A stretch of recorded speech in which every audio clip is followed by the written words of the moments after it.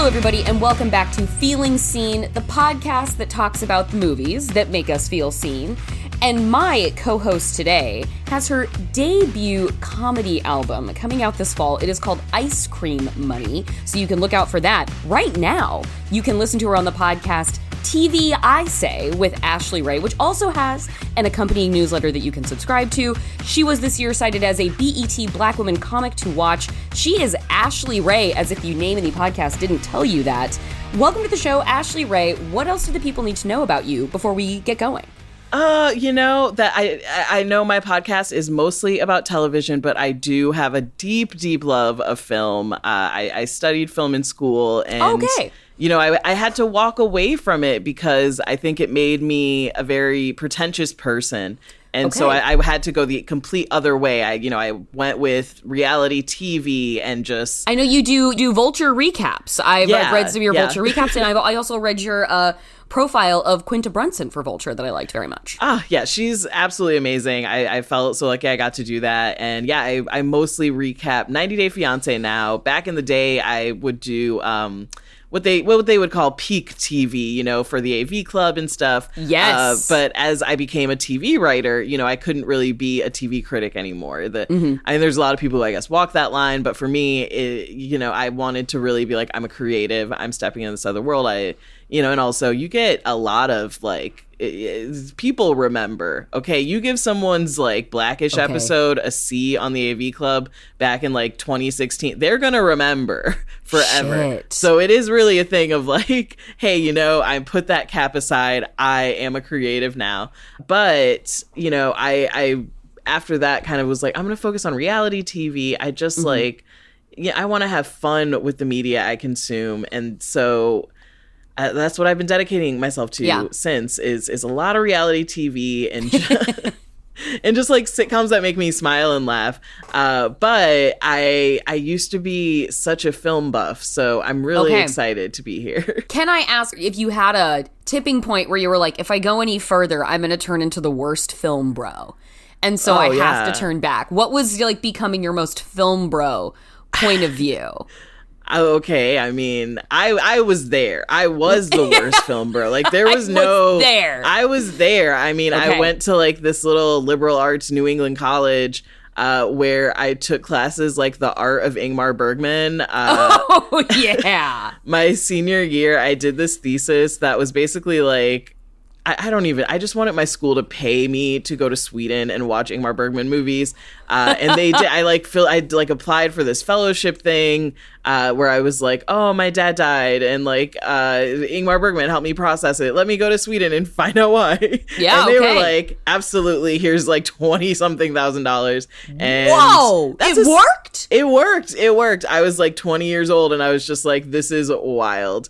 So I went. Did you go to Sweden and watch Ingmar Bergman films? I did. Yeah, I went to Stockholm, and then I went to Faroe Island, which is the little island he lived on. I was just talking to a friend from Sweden about that island last night.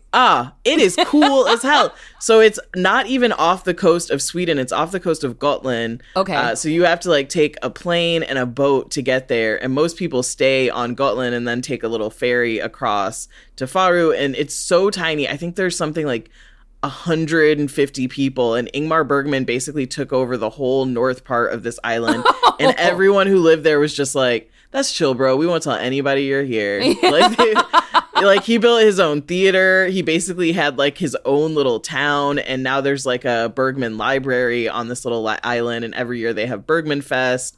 Wow! So I got to go for Bergman Fest. I got to, taste the wild strawberries and go to the beach where they film Persona. What a gambit you ran. Yeah. And congratulations. Nice truly, job, yeah. 20-year-old Ashley. Oh, she was running the game back then. They paid for my housing. I stayed in the cabin of this really sweet little Swedish family. They had this was before Airbnb was really popular, but you could search for these cabins to rent, and they had just a cabin they built in their backyard that was for their grandchildren, but they would let people stay there during Bergman Fest. And they were so sweet. The first night they were come sit with us, have dinner. They made me Swedish meatballs, and they were we love Obama. So just FYI, we love Obama. And I was like, very cool, love it. And they were so sweet. Like, they were like, we'll keep in touch. Like, they added me on Facebook. They support my career so much that my podcast for like the first year and a half was huge in Sweden, and I could not figure out why.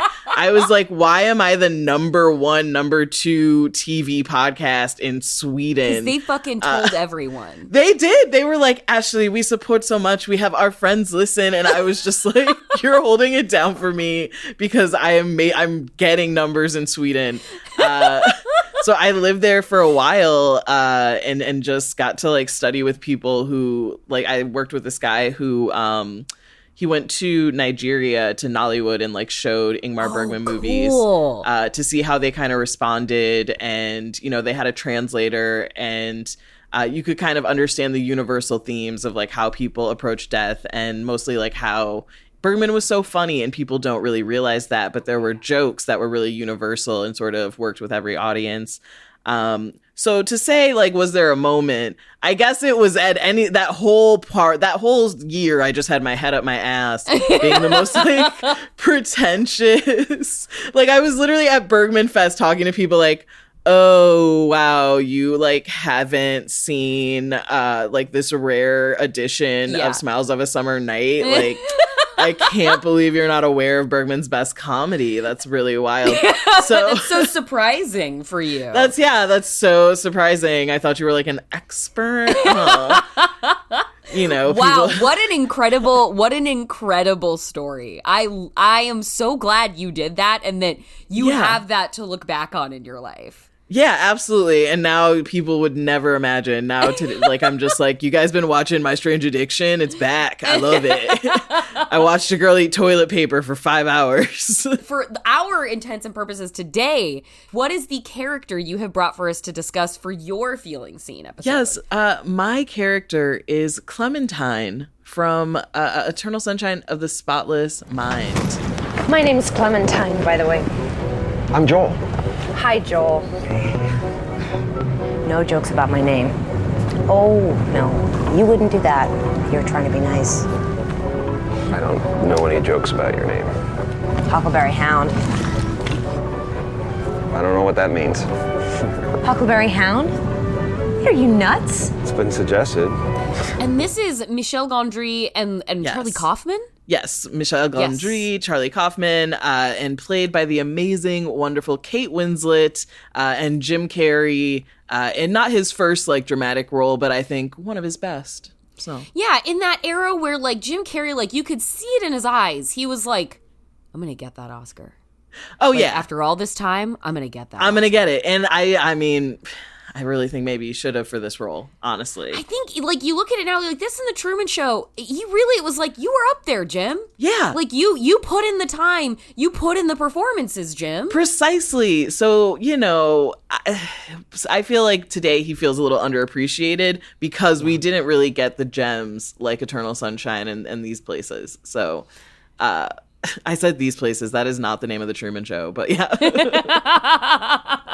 Well, and Eternal Sunshine is a breakup film, but it's a breakup film by way of what if two people had the ability to decide to erase specifically all of the memories that they had that included like the person who broke their heart, and is that really what you want when you realize the scope of how much a person touches and affects and changes your life when you're intimately involved with them. So as he goes through this sunshining process, Jim is realizing that like he's literally watching his memories be pulled away from him and vanish into the black. And he wants to reverse course at a certain point as he's watching himself lose Clementine. Yes. And Clementine too has engaged in this process of memory eradication. And, you know, Elijah Wood is there being one of the weirdest predators ever in a movie. Yes. And you get a young Mark Ruffalo dancing in his tidy whities with Kirsten Dunst. Oh, yes.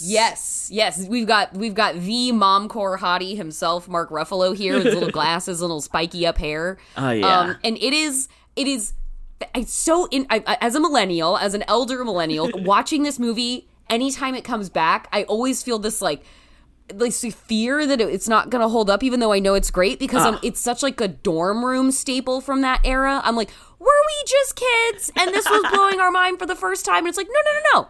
this movie's really good. Yeah, this movie's incredible. I mean, so, okay, I'm also a millennial. I believe I am just not elder, but just like right in the middle, I guess, because I was 13 when this came out, which is prime age for a movie like this to turn you into a pretentious asshole. That's really getting you right at the beginning of adolescence. Right, yeah, right at the right time. Yeah, it's like it was just a real what I needed in that moment, you know, like right on time.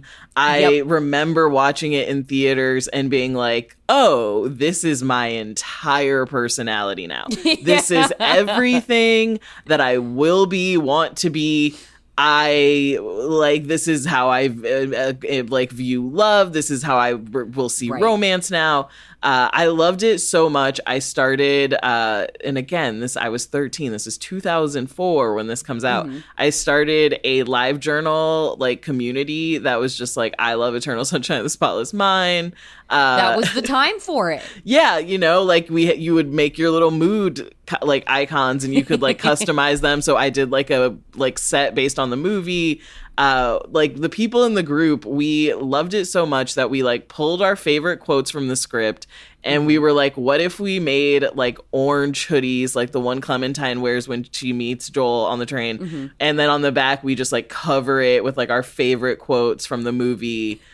And I was like, this is brilliant. Absolutely. I need to do this. And this is, I don't even know why my mom let me, but I was just like, Mom, I need a gift card, credit card, something. Cause you had to buy it on the internet and this is early PayPal. And I'm just a 13-year-old giving my address and card information to someone in a live journal group being like, I'm going to get a hoodie out of this. And I did. Did you love it? Oh, I absolutely loved it. I wore Thank it God. Okay, good. Constantly every day. It was also way too big because I don't know why. I just was like, I want it to be baggy and cool like Clementine. But it was just too big, but I didn't care. I would wear it all the time. I actually still had it until I gifted it to a friend recently. She was obsessed and I was like, you should have this. So what a beautiful gift. Right. And I truly wanted to be Clementine. I was just like, this is so quirky. I'm wearing an orange hoodie. I see things different, you know? Wow. What was it about her? Did you feel like you were the same kind of different as Clementine, or was this an aspirational kind of difference? It's interesting. I think this is the era of the manic pixie dream girl, right? Right. Where and this is the movie that effectively skewers the manic pixie dream girl before the manic pixie dream girl terminology even existed. Exactly. And there was still this expectation of mean are there to help men figure themselves out. And and this is also the L word had come out around this time, and I mean I was a little lesbian. I loved the L word. There's a speech Jenny gives in the show where she's like, "Fuck you, Jenny Schechter." Oh God.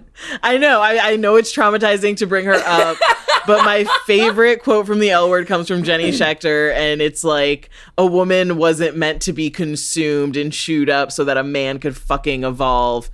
And I was Jenny, yes, girl. So, even a broken clock, Jenny Schechter. She had, actually, I think that was the only time. She wasn't even right twice in the whole history of the show. But that one line was so good to me and was what I kind of clinged onto in that, wave of, my feminist ideals. And you're talking about, you saw this Gondry Kaufman film. Yeah, and I was and I Am Strange. It makes so much sense that you'd be like, Jenny Schechter, I hear you. And Clementine, I felt was the same way, where she was I'm not here to be invaded, consumed, so some man can evolve. And we see her evolve just as much over the course of the movie. We see her memories. We start to understand her more versus this just being Joel's thing. No, I'm not married. No. Look, man, I'm telling you right off the bat, I'm high maintenance, so I'm not gonna tiptoe around your marriage or whatever it is you got going there. If you want to be with me, you're with me. Okay. Too many guys think I'm a concept, or I complete them, or I'm gonna make them alive. But I'm just a fucked up girl who's looking for my own peace of mind. Don't assign me yours. I remember that speech really well. I had you pegged, didn't I? Yeah, the whole human race pegged. Probably. I still thought you were going to save my life, even after that. I know. You know, I loved that about it. I loved that she kind of, to me, felt like this real life version of Daria, another sort of just like cool girl that I was like drawn to as a kid. Yeah. So I was like, oh, you can do that. You can like be that in real life. Like you can. And, you know, now I watch and I'm like, okay, yeah, she's absolutely like so annoying and like quirky and of the time, sure. But like, you know, it just made me learn to just feel so embraced in my flaws and the things that were imperfect about me. It just really teaches you kind of like that stuff doesn't have to, you know, define you. And also Clementine, like she makes this, like she's the one who starts this whole thing. She makes the rash immediate decision to have him wiped. Like, and hers is successful. She doesn't try to fight back. Like she's down with it. She's ready to move on. She just lets it go. She's like, yeah, now I don't know you and I'm dating this guy. Okay. Patrick, baby boy. Yeah, baby boy Patrick, little Elijah Wood. Yeah, in the movie, that's like the one quote that sticks with me when she sees him in the like over and over again, and Joel's trying to remember his name, and he's like Patrick, baby boy. You won't believe it. She's there with this guy, this really young guy, and she looks at me like she doesn't even know who I am. Excuse me? Can I help you find something, sir? Hey, tomato. Patrick, baby boy. What you doing here, baby? Just came to surprise you. Let me know if you need something, sir. So I just love that, like, she isn't held down by this heartbreak. She is someone who's like, no, I'm ready to just move on. And like, I wanted to approach things with that kind of strength and just the ability to walk away from something at any time. I guess, which is what she kind of does. And then she realizes she needs to walk back and, you know, she's missed something here. So that just made me feel seen. You erased me. That's why I'm here. That's why I'm doing this in the first place. I'm sorry. You. You know me. I'm impulsive. Do you find that you tend to, are you a charge forward and then maybe reel it back, recalibrate kind of individual? Or are you like a more cautious steps forward person? No, first of all, I'm a Sagittarius, so I am just like rip roaring. Let's do it. Good, sounds great. Good decision. Let's go. You know, I'm absolutely like, I was like, that would be me, like Clementine. Like I would be like, I did my surgery. It was chill. Bye. Yeah. Like, yeah, totally. So, you know, not even sort of stopping to think or consider, you know, what does this mean? How could this hurt the person that I'm erasing? Those are all things that, like Clementine, I would not have considered when I was just like, oh, this will like make me have fun. Cool. Yeah, let's do it. Yeah. So yeah, I absolutely just like, you know, I'm just, as soon as I'm like, this is what I want to do, I have this idea, I start working towards it, and then sometimes I have to like you slow started down. the fucking live journal community around Eternal Sunshine. You were like, I need to go be with Bergman in Sweden, and I'm gonna do that, and I'm 20, so you clearly you know, and it's forward. like I was just focused on that, and then, you know, maybe now looking back, I'm like, oh, I could have probably got like a job that summer and like made money. I could have gotten like an actual internship that would have like given me experience with it, but then I'm like, I don't know, I got to have fun in Sweden, no regrets. No, you gotta have fun in Sweden, and like you said, and eat the strawberries. And you know what? I think Clementine would have no regrets about the fact that she did do this, because it gave her this newfound like understanding of the depth of her emotions for Joel, and even the emotion she had within herself about, like, you know, when we see her focusing on like her childhood and stuff. So it's amazing. Now I'm nice. God, don't you know any other adjectives? I don't need nice. I don't need myself to be it, and I don't need anybody else to be it at me.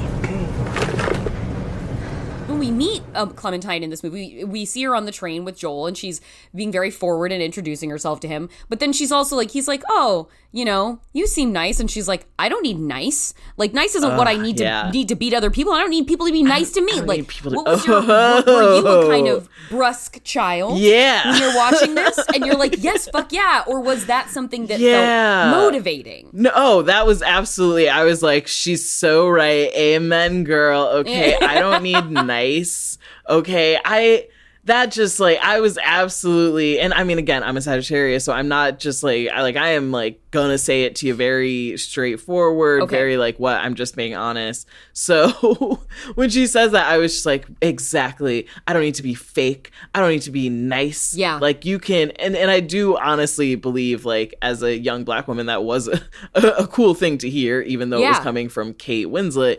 But, you know, a lot of times you are told, like, don't seem angry, like, you know, do smile, like, make sure that people feel comfortable around you.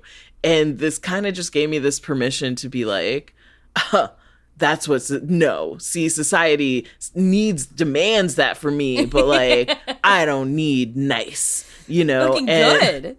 I embrace that to yes, there were good parts of it, you know, like I had a very embarrassing spoken word phase where Oh, wow. Yeah. Like I said, I was very pretentious and gross. But like I would do these poems that were just very like very in the theme of like, I don't need to be nice. Like I had one that was this was like when people started using the phrase hookup culture, and people were like, what does hookup even mean? Like if you just make out, what does it mean? Blah, blah, blah. And it's like, oh, it's a way for this generation to evade you know, details or responsibility around sexual acts and blah, blah, blah. And I was just like, you know what? I don't hook up. I fuck. This whole poem that was just me being like, I don't need to play nice and hide what I'm doing from the world, okay? I fuck. I'm not afraid to be me and say it.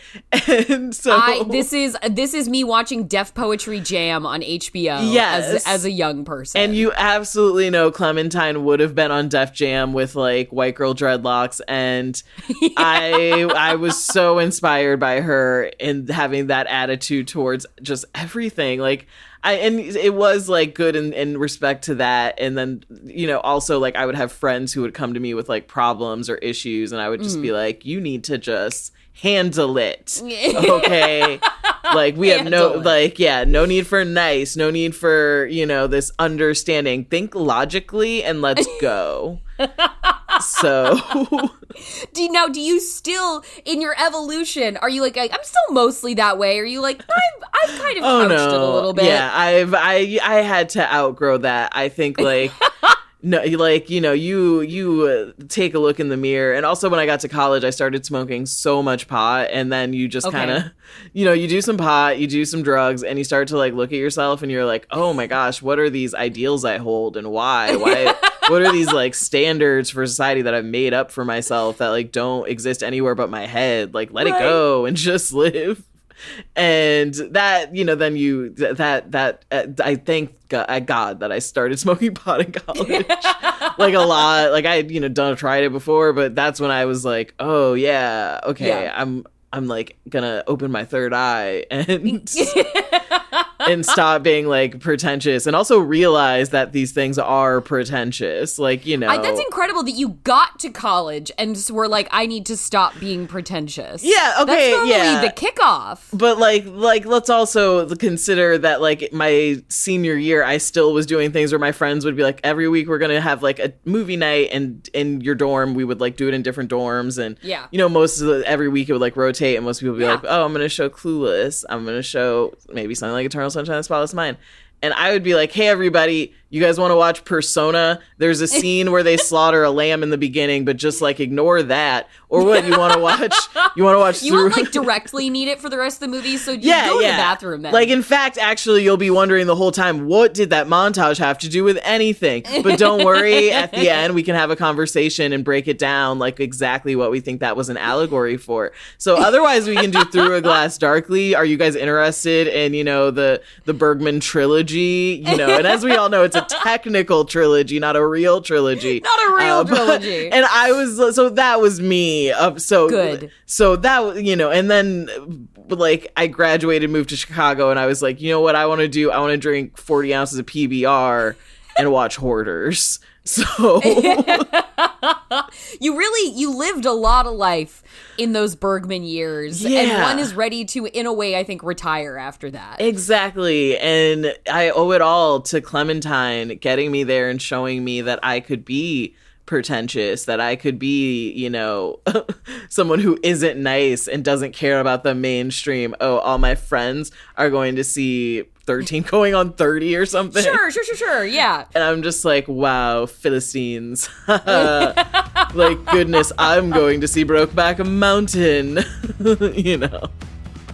We're going to take a quick break, but we will be right back with more Ashley Ray. Then I'll have one quick thing before I go about the cinematic event of the summer, Barbenheimer. Who in their film Twitter loving mind doesn't want to hear about that? So stick around.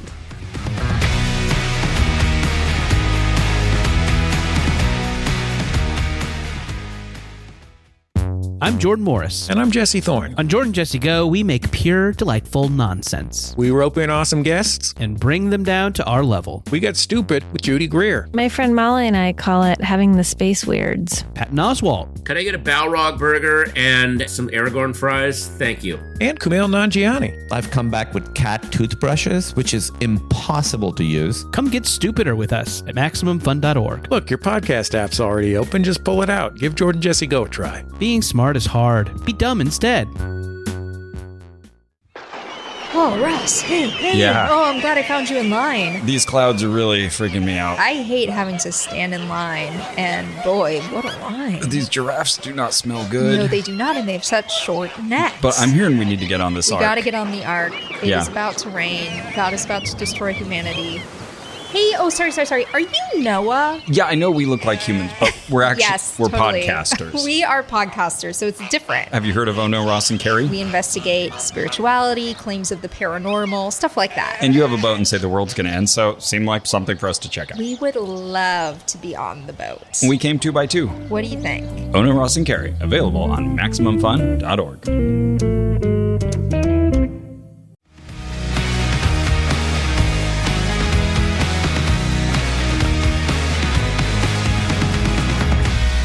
Welcome back to Feeling Seen. My co-host today is comedian, writer, and host of the Earwolf podcast, TV I Say, with Ashley Ray. She's feeling seen by Clementine in the 2004 film Eternal Sunshine of the Spotless Mind, a movie she first saw when she was 13 years old. I was talking to a friend about this just yesterday, about when you're young and you're just impervious and like you're right about everything and you could never that is such it's such an infuriating thing to encounter, like as somebody who's not in that like teen to early 20s range, early mid 20s, let's say. But like I am so happy for people who are in their invincibility era, because like, listen, you're not going to get to keep that with you. Like, if you are any kind of reasonable, empathetic person interested in the development of your own emotions and mind, you're not going to believe forever that you've got it fucking all the way figured out. So when you're like 16 to 25 and you're like, my parents are stupid, nobody knows more than I do, I'm inventing these intellectual concepts for the first time, what a beautiful halo to exist in if you get that era in your life. So I am so happy for people being in that time of their lives. Yeah, like I owned it. I knew what I liked. I knew who I was. I knew what you think you know what you and all this stuff. And I was just like, no, I would spray paint like, you know, the Riot Girl symbol on my bags. I was like, I'm a all cool girl. I dye my hair. I like get highlights, you know, and it was just really great to have a main character who was a main character and not just, you know, second fiddle to some guy's growth, to realize like, oh yeah, I can also do that on my own. Like I never felt this pressure to have a boyfriend or, you know, felt like I was defined by relationships. I mean, I dated and stuff, but like I didn't, it was always very, I mean, like Clementine-esque, where I was just like, baby, I could erase you tomorrow. So Yeah. Now, so when you were watching it even then as a kid, were you aware of how different Clementine felt as a character? Like, I haven't received this sort of option before. Did she feel distinct from other examples of like women in cinema, girls in cinema you had seen? Yeah, I think so. Like, I mean, I was 13. I can't think of like really anyone who was as aspirational to me. I mean, I think around that same time I watched Ghost World. Oh, yes. Okay. Oh, wow. Ghost World. What a fucking moment. Oh, yeah. And Ghost World, I think Enid, the main character in that, is also very similar, but there is a deeper sadness. Like, she doesn't have the sort of confidence as Clementine. But I liked that, you know, she liked to go to record stores. That was me. Like, I was always like, I want to go to thrift stores and like check out old things. Like, yeah. So, you know, whatever. And, you know, I like that she, you know, did things she wasn't supposed to do when it came to like art and following the rules in school. So I feel like that was maybe the start of that genre for me of person. Like, and I guess I would say Daria probably started that. I was obsessed with Daria, like, I probably like at 10 years old or something. As soon as I saw like Daria the first time on MTV and heard the theme song, I was just like, this clicks for me. Like, this is who, So you were very much drawn to like alt girl culture. Yeah, you know, I was one of those girls who like, I loved shopping at Hot Topic. Yeah. I guess I always kind of felt like my older sister, who she's much older than me. Like, when I was born, she was 18. She was like already engaged. You know, so she's firmly Gen X, and I thought she was the coolest person in the world. Like, my cousins, my older siblings, they're all Gen X, and I just thought, like, they are so cool. They're so... You were a little Gen Xer in 2004. Wow. I had this weird little window where I was just like, I want to wear flannel and listen to Arrested Development, and, like... My cousins are so cool. They steal from the mall. They don't care about the man. You know, and my cousin showed me Reality Bites, like, so. Oh my God, there it is. Yeah, so I think it was having that influence. I do think Clementine is very like Gen X coded. I think you're right about that. Yeah, so I think it was having those siblings, and like my sister loved metal. She loved like Korn. Okay. And like Rob Zombie, anything like that. So she would take me to concerts. She would take me to Hot Topic and Vampires, this like local goth shop in our town. What a great name. Oh, what really good name. Really good name. They really great branding on that. Yeah. And that's where I got my first pair of like plaid pants with buckles all the way up and down the side. Yes, just safety pins all over the place. All over, you know, the just black platform shoes, tight black shirts. That was what I just kind of always thought was cool and aspired to, right? I think we kind of define what's cool by like the older girls we see around us. Yeah. And the older girls around me were all just like these Gen Xers who were in their early 20s. And I like getting tattoos and piercings, and I was just like, that is so cool. Now, did you have a community around you as a kid where you were going to get the plaid pants together? Your little did you have a little gang of aspiring Gen Xers? Or were you marching to the beat of your very own drum? Oh, I was definitely marching to the beat of my very own drum. I went to a very tiny school. There were only, I went there when I was in 4th grade. And at that point, there were 3 girls in my class. Mm-hmm. And the entire class was 9 kids. And I think by 6th and 7th grade, we probably had 14 or 15 kids in the whole class. Wow. And probably at most 6 to 7 girls.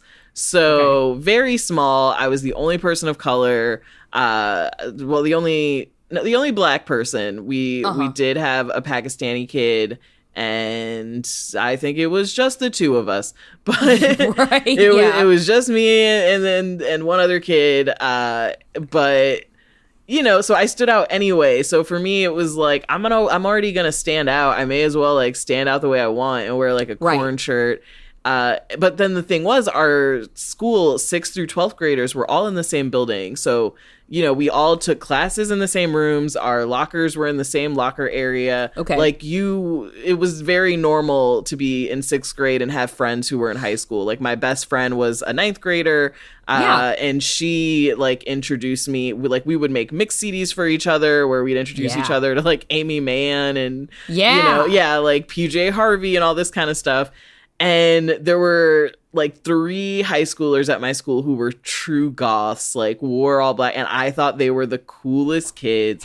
I truly just wanted to impress them so bad. I was like, oh, I have a Korn shirt too. Yeah, I like that music. And I'm just 12 years old. They're like 17. And I'm just like, you guys are so cool. Like, I love it when I see, like, around Fairfax here in LA, I feel like a lot. I love it when I see goth kids still. Yes. When I'm just like, you know what? The goths are still here. The goths are still here. The goths. They're and never they look like the goths changing. I went to high school with. Yeah. I love that it is a kind of like time immemorial aesthetic. Exactly. It's amazing. It truly...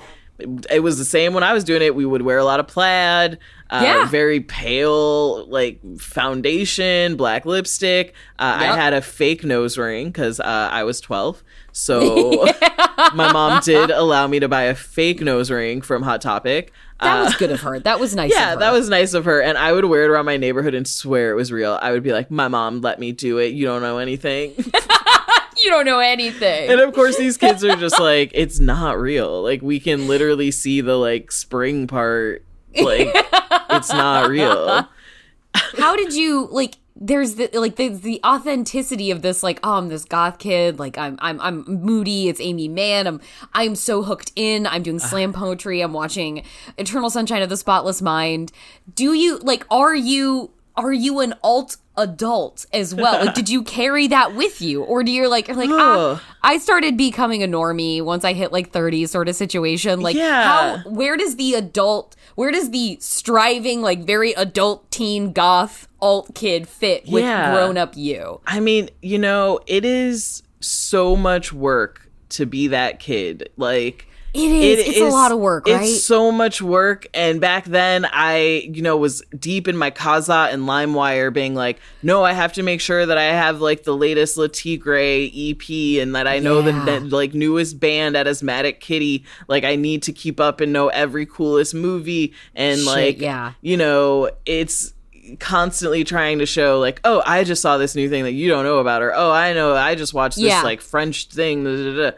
And it's so much just trying to keep up. And I got so tired of that by the time that I graduated from college. I would say my early, like 23, 24 for me was when I was like, you know what? I'm going to listen to just music I enjoy. Like, why? It's okay if I just like it. Yeah, it's okay if I just like it. And I did genuinely love bands, like that I loved back then. I love La Tigre. I love all that. But I would also just be like, oh, yeah, I just want to listen to Beyonce. And I can do that. Yeah. And I can just listen to Beyonce and it's fine. And if I don't listen to the new Deer Hunter album the day it comes out, that's okay. That's okay. Like I do still get to listen to it eventually. But I don't need to show that I'm so looped in and caught up.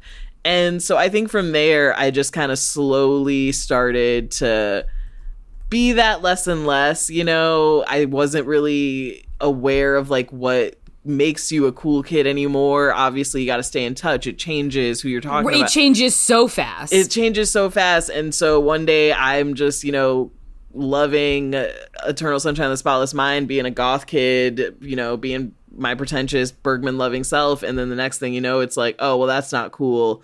Like now we love A24 and something called Midsommar, which I've still never seen, baby. So I've always been a top 40 girl. I love the mainstream. I love trash. Like, give it all to me. I will find the high art in it and I will revel in the low art of it.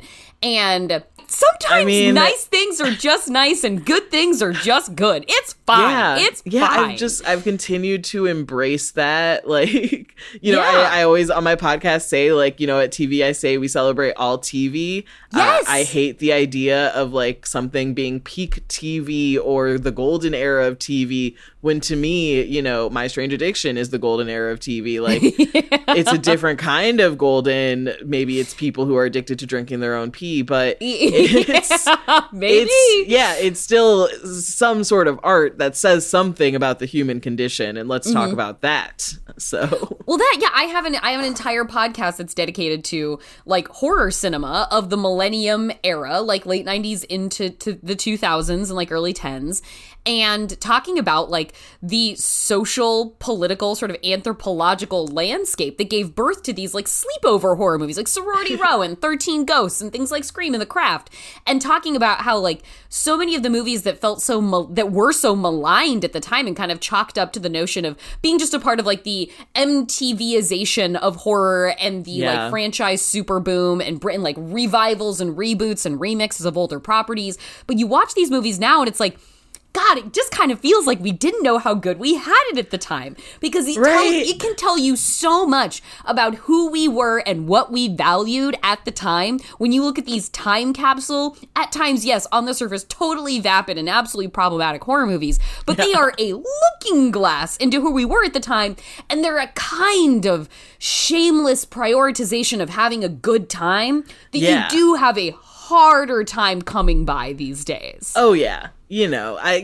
I so often I watch things from the early 2000s, and it's astonishing how much we've changed in terms of like tone and what's allowed and what entertained people, like I do think something like An Eternal Sunshine of the Spotless Mind, I think that movie has aged perfectly. I think it's still just as good as it was when it came out. But I do think if you made something like that today, it would be kind of like outright dismissed. Like, people would just kind of be like, oh, she's a manic pixie dream girl. I know this story. No, thank you. Like, I'm not even going to engage with this discourse around this. And there would be no attempt to even like see Clementine as her own character. Like, I think... And not to be like, oh, because you couldn't make things like this today. It's just the way we discuss movies isn't the same. Like, I saw that as a kid and I ran to start like a live journal group where we dissected like every single moment. And now it is more, I'd say it's less interactive. People will go to TikTok and watch someone break down the movie for them or tell them about it or explain things to them. Mm-hmm. And maybe they're talking in the comments, but it's not as sort of, I'm going to make a video about this too, and you watch my video. It's kind of like you go to the influencers who are going to tell you about this, or you want to read what so-and-so specifically has to say about it. And it is kind of less of the town hall version of early internet where where just kind of anyone could just like join a group and be like, hey, I hope there are characters out there like Clementine inspiring the kids somewhere, wherever the kids are watching what they watch on YouTube Shorts or TikTok, whatever it is. I hope they have their version of a Clementine encouraging them to be weird. I guess as we come to the end of our time, I want to circle back to like the mention of the Manic Pixie Dream Girl and connecting it to like your roots at the AV Club, where Nathan Rabin, he was the one to have coined the term Manic Pixie Dream Girl in a review of Elizabethtown, talking about Kirsten Dunst's character. And I wanted to hear from you about like, how have you sort of, because obviously he went on to like apologize for even creating that term. It kind of metastasized, and he's like, and now it's just sort of anything that gets applied to a girl with quirk. And I feel like it's gone too far, and I didn't mean to do this. What is your sort of evolution with that term, having identified with a character that strongly fits within that archetype, even as she dismantles the archetype, being like, I'm not here to like give a man, make him feel alive. Like, did you have an evolution with Manic Pixie Dream Girl? Have you come to a peace with that? And I was one of those people who's like, oh, of course, this is a genius term, like it applies, like of course, and this is like, we had 500 Days of Summer. This is like when we're just seeing this over and over again, and like every film thought, oh my god, what is more interesting than a white man who dates?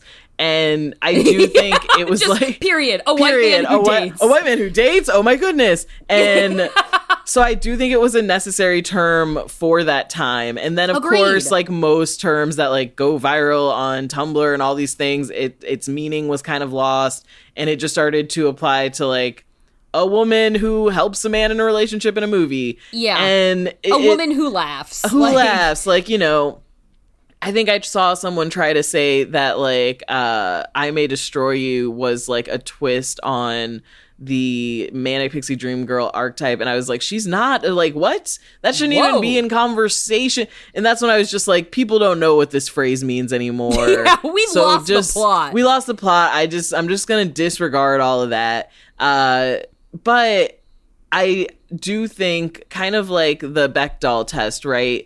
It can be helpful and a necessary thing to think about, but you also just have to remember it has its limits, okay? Yeah. It can apply to everything. It doesn't apply to everything, but it is something you should keep in mind. Like, is my character a character? Is she just here to, like, reflect back someone else or to, you know, frame someone else's growth? You know, so I think as in the overall, I'm happy that we had that moment because now people do think about that, you know? I think it's given us just more exciting and deeper feminine characters. Like, you know, I think it's funny that Zooey Deschanel, people would obviously point to like 400 Days of Summer, but then you look at New Girl and it's one of the most celebrated sitcoms that's like of the 21st century. Yeah. Absolutely. You know, and it's not because she's this quirky Manic Pixie Dream Girl. It's because Jess is a funny, full character on her own. So, you know, don't let it, it's one of those things where I'm just like, you know, misogynists are eager to pick up on it, let it like limit discourse. They started to use it as a way to just like shut a female character down. Yes. But, you know, I think it's today it can be so much more than that. So unlike the lessons of Bergman, Manic Pixie Dream Girl, not a term that can be applied to everything. Yeah. And I would say Bergman does have some Manic Pixie Dream Girl energy in some of his films. Definitely like Summers with Monica, that's very Manic Pixie. So this is the exact kind of note that I want to go out on, is saying that Bergman at times has some Manic Pixie Dream Girl energy in his films. I feel like this is our points coalescing. Yeah. I could make the argument Scenes from a Marriage a little Manic Pixie, but she is a fully developed character. She's wonderful. I love that series. So yeah. Well, we are going to leave the marriage of Manic Pixie Dream Girl and Ingmar Bergman as the concluding note of the pod. And Ashley, thank you so much for taking the time and talking to us today. I so appreciate you being here. Thank you for having me. This was so fun.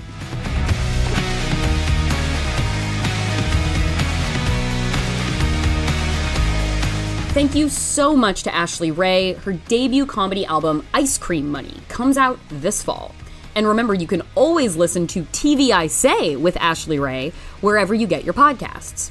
And now, the one quick thing before I go about, as I said, the cinematic event. You know what? The cinematic event of the summer is what I said up top.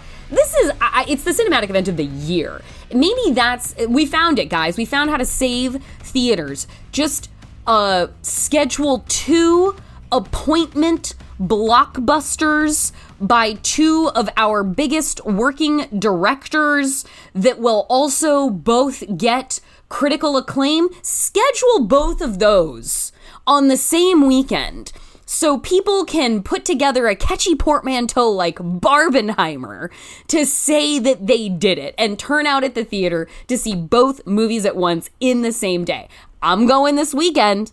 It's going to be a breakfast, Oppenheimer, margaritas, Barbie kind of marathon day.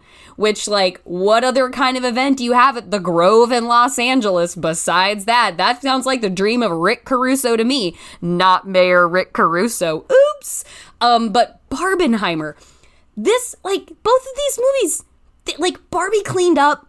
It became the biggest opening weekend from a female director of all time. I'm reading a headline right now from Variety, published just on the 25th, that says Barbie scores best ever Monday for Warner Brothers with $26 million, overtaking The Dark Knight. Oppenheimer has passed the $100 million mark domestically here. And that just means, you know what that means? Cinema One. We have an IP piece, IP adjacent, where a filmmaker with a distinct voice and taste and take and personality was given a shot to make a movie about one of the most popular products in the history of toys and products, with Barbie, which she wrote with her husband Noah Baumbach, and made it into something where, like, one of the catchphrase lines from the trailer was Margot Robbie's Barbie saying, "Do you guys ever think about dying?" A friend of mine, I texted her after she got out. I was like, "What did you think?" And she was like, best movie of the year. It made me not only want to be a better person, but inspired me as, like, a creative and a filmmaker. I'm not saying that's gonna be everybody's reaction to Barbie, but, like, that's how some people are experiencing this film. And Oppenheimer, I believe Vulture referred to it as like an epic tragedy, and it is a alienatingly long 3-hour Christopher Nolan movie about the guy who led the effort to create the bomb, the nuclear bomb in the United States, and put the full power of the universe and evil into the hands of humans, which should never have happened, but hey, we did it. Yeah, those two movies, a lot of people going to see them at the same time. That won the box office in its opening frame, and it is still rolling in the dough in days after it. Like, that's a win for cinema. We say support independent cinema on this podcast all the time. Support spectacle cinema that is taking big swings about topics you might think you know, J. Robert Oppenheimer and Barbie, but that you could learn something about through the perspective of artists that are meant to give us art that challenges the way we understand things. I think we're sure we already know. So that's awesome. That's exciting. I'm stoked to partake in my own Barbenheimer journey this weekend. I think I have like at least 2 to 3 Barbenheimer shirts coming in the mail at some point in time. I've purchased a Barbenheimer 18x24 limited print poster released by Layered Butter and designed by the artist Sean Longmore. I am so Barbenheimer pilled. Because who doesn't love saying it too? And a fun part of this phenomenon too, I've noticed that I follow a lot of like horror t-shirt accounts, and they do mostly horror stuff, like horror genre, like deep cut, cult cinema stuff. They do like t-shirt releases around them, clothing things. Multiple of those accounts has been like, guys, should we release a Barbie line? So these like horror specific things that are feeding you like Jason regalia on the regular are like, guys, we can't deny it. It's Barbenheimer. It's like, we saw Barbie this week. We loved it. We are doing a Barbie drop. So like, come on. That is putting Barbie into the hands of horror bros who want to wear shirts with a stack of John Carpenter VHS tapes on a graphic on their chest. They might buy Barbie clothes. That sounds like the future that liberals want. That's the future that this liberal wants. Hooray for cinema. That's a win for all of us. And that's it. That's our show. You can follow us on Twitter at FeelingScenePod or send us an email at feelingscene@MaximumFun.org. If you want to follow me, I'm JorCrew on Twitter. Our theme music is by Andrew Eapen. This show is produced by Marissa Flaxbart. Our senior producers are Kevin Ferguson and Laura Swisher, and this is a production of Maximum Fun.